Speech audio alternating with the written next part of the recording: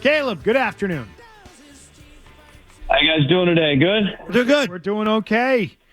We've spent a number of days getting ready for the NBA Finals, which begin tonight in Boston, and there is a soccer tie-in here, and that is for the last couple of days, Pep Guardiola has been hanging around with the Celtics and Joe Mazzulla. Do you think he's going to be a secret weapon for them? You know him a little bit, don't you?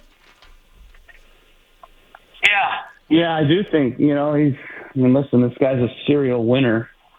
Best manager in the world, in my opinion, all time, everything. I mean, he wins everywhere he goes. And interesting guy, very interesting guy. I think at one point when he had a sabbatical, when he left Bayern Munich prior to coming to Man City, he was living in New York City, and he had a meeting with the famous chess world champion. So he's always finding inspiration, I think, from different sports. So I'm sure he's finding some inspiration with the Celtics and their coach. So, I know him a little bit, obviously studied him a lot. I spent a ton of time overseas watching his teams work, especially when he was at Barcelona. I was able to see him train live a couple times. And, and then obviously when I was coaching the All-Star game, MLS All-Star game, when he was with Bayern Munich, they were the team that came over to play the All-Star game. So I actually got the chance to coach against him in that All-Star game. All right, Caleb. Last couple times we've talked to you, you've been defensive of some of the things that have been going on, around the team, and you said sometimes the score always doesn't indicate what's going on, that you have seen sort of the team get better and start to focus more and be the type of team you want it to be. You get a win on the road there. I think you're doing 2-1 in your last 3 road games. Like why are you guys having the success on the road as opposed to home right now?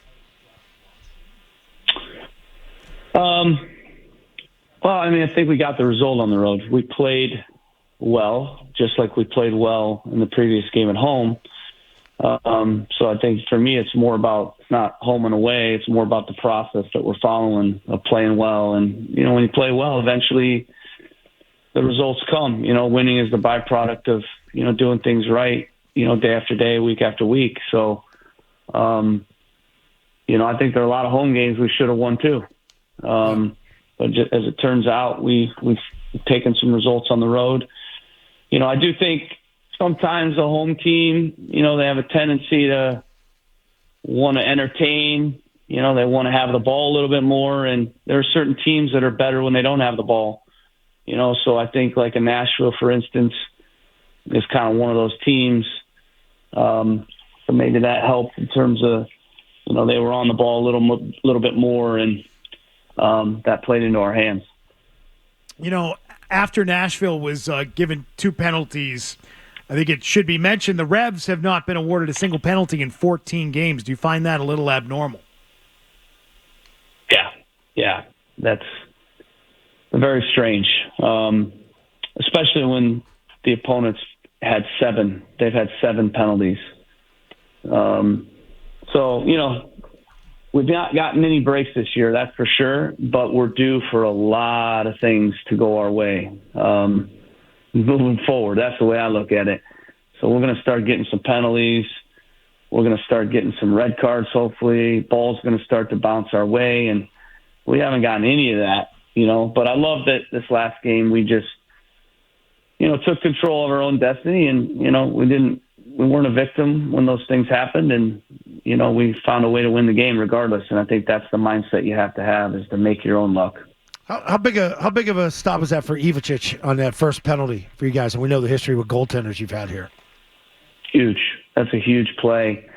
And, I think across the board, we had guys making what I would call winning plays, and a lot of them are little moments that maybe no one sees. That's a big one that everybody sees, but there were a lot of other little moments, even late in the game, where we, blocked shots off our chest or our face, put our body on the line to kind of preserve the win. They had a bunch of shots, but only 3 on frame because we had I think it was 20 shots. We blocked 20 shots in the game. So I think that shows the hunger, in that game to win the game. And for me, those are routine. They're little moments that are massive to win games, but they should be routine. Winning teams make those plays, and same with the goalkeeper. You need your goalkeeper, it turns out, to make saves. That's why they wear gloves. So you've got a couple of wins here, and now you've got a lot of games coming up at home. Do you feel like the tide may be turning? Yeah, I felt it's been turning really the last 3-4 weeks. We didn't get the result to show for it. Obviously, we get it this time around, but I knew it was coming. And the key thing with that is when your team gets rewarded with a result after playing well, then now the confidence goes up.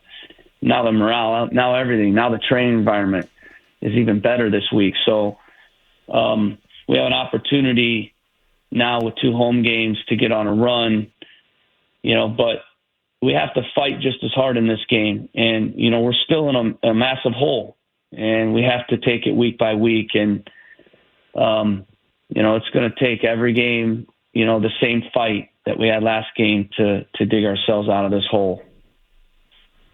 You going to watch the finals tonight with the rest of us? Yeah, I will for sure. My family's in town this week, actually. So that's been good. A lot going on. We're trying to get them set up in school and trying out for soccer teams and, kind of getting settled in our house for the first time. So it's been busy, but for sure we'll watch it. My kids love the Celtics. You don't have any pull at like these travel clubs? Head coach of the Revs, like, hey, my kid wants to play in your team. Shouldn't have to try out. Well, yeah, right. Well, they don't ever want me to tell them who I am because they want to earn. I always want to email and say, hey, I got a couple kids here. I would. But no, they actually won't let me. They won't let me. They want to make it on their own. So have you found what's been the experience? I'm always curious about professional coaches in any sport that have their kids playing their sport. And I'm curious what that's like as a coach to go to their game. Like, do you have coaches that look over their shoulder like, oh, I wonder what he's thinking, or do they come to you and ask you like, hey, what would you do? Like, what's that experience like? Yeah, it's weird. The whole thing's weird. Obviously when you're a professional coach at the top of the game and then, all of a sudden you're out at a game sitting with the soccer moms in a fold up chair, and, the level's just very different, right? The coaching's very different, everything. So, sometimes it's hard for me to go, to be honest with you. I've learned to just enjoy it and to not nitpick it and, wonder why this is happening or that's happening. Just kind of enjoy my kids playing. But I'm like the chef that doesn't come home and cook or the masseuse that doesn't come home and give my wife a massage. I'm a coach. I don't come home and coach my kids. I don't have time. And so typically, youth coaches' kids are very good. College coaches' kids aren't bad, but pro coaches' kids usually aren't great because I don't actually coach them. My kids don't get the benefit of, my knowledge. I don't spend a ton of time with them talking soccer other than when I get a minute to watch a game. But I'm proud of them, though, because they're on their own.